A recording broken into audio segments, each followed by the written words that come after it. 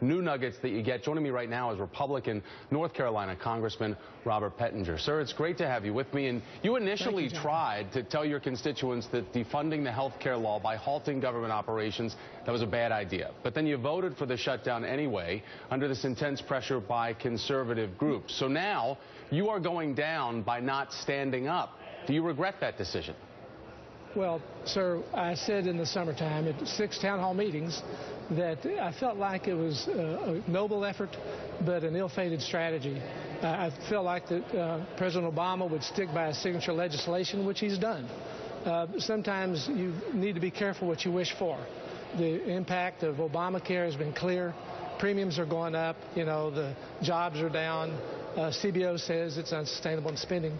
I really felt like it was the wrong strategy, but when we addressed the need for taking care of our military, I just couldn't imagine not sending a check to families of those fighting in Afghanistan or defending us around the world.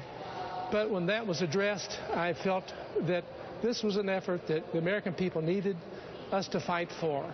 At this point, so sir, to with that the government, end, we addressed that. With the government shutdown, the debt ceiling looming, with anything movement that comes out of the Senate, would you vote for it if John Boehner brings it to the floor?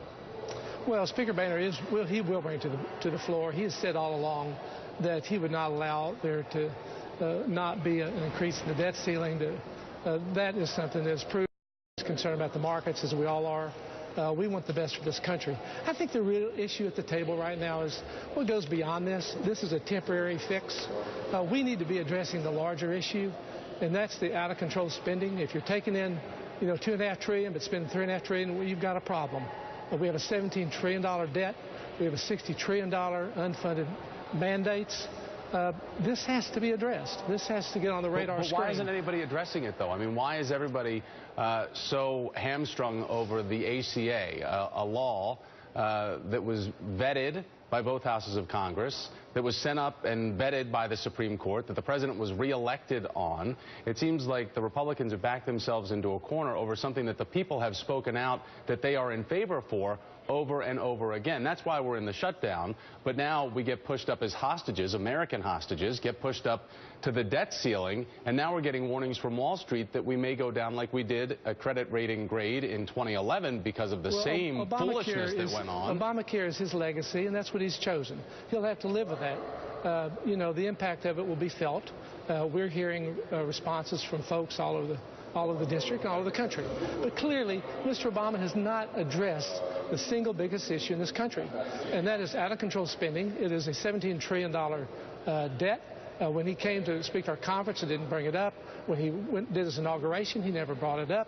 When he did a State of the Union, he never brought it up. But out-of-control spending, when we talk about this, the debt ceiling is we need to pay off our bills. This is stuff that you have already guaranteed the money for, already stuff that you have voted on to approve.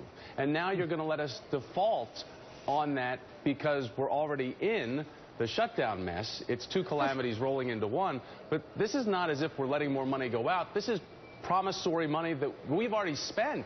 So how can we default on that? What's the lesson to be learned? The lesson to be learned is we cannot continue in the trajectory that we're on. If you talk to Peter Orszag, who was a budget writer for Mr. Obama, Erskine Bowles, whom I've known for 20 years, budget writer for Mr. Clinton, Paul Ryan, they're all saying the same thing. So the better question is, how can the Republican Party continue on the trajectory it's on? How does the Republican Party continue on the trajectory that it is on?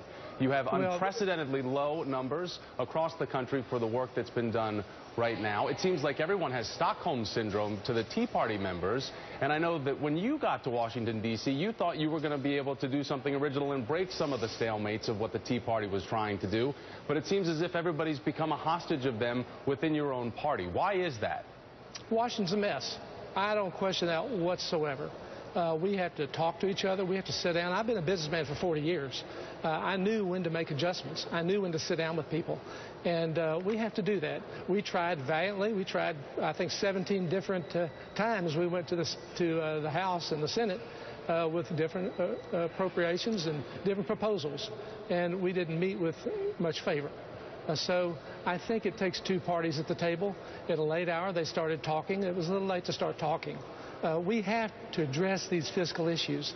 Unless we address the spiraling, out-of-control spending in this country, we will fiscally collapse like Greece. I agree, That's but exactly first let's what get Paul Ryan the and government others needs to get back up and running to the sequester negotiated cuts that both sides had already agreed on, although items for the ACA had to be wedged in there. That's where the sticking pin goes, and now here we are up against the debt ceiling. Sir, I know you said that when you got to Washington, D.C., you were going to make a change, and so we hope that you can. I know it's tough. The waters are sharky there, but we're going to let you get back to work. Thank you, Congressman Robert Pittenger from North Carolina. I appreciate it.